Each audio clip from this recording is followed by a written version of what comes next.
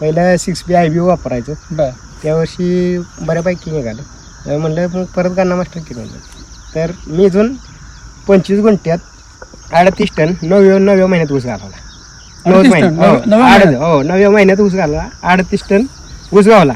आणि तो लागण्याला 1 वर्षात गेला 45 टन गावला. पण 9व्या महिन्यात मला 38 टन ऊस घाला. त्याच ह्याच्यात आता मी गन्ना मास्टरची रोपवाटिकाचे केला गेल्या वर्षी. 8 साली मला 25 गुंठ्यात आता 63 टन ऊस निघाला.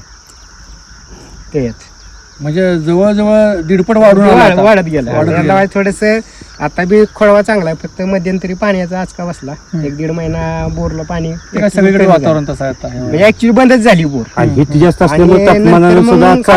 तरी बी मास्टर रिकव्हरचा स्प्रे घेतला, त्याच्यावर घेतला. आता ऊस बघितल्यावर पूर्ण ऊस वाळला. आता त्या ऊसाकडे बघितल्यावर कोण म्हणणार नाही की ऊस तो आहे. म्हणजे रिकव्हरी त्याला फरक पडला. गन्ना मास्टरला हायर करायला लागते तुम्हाला.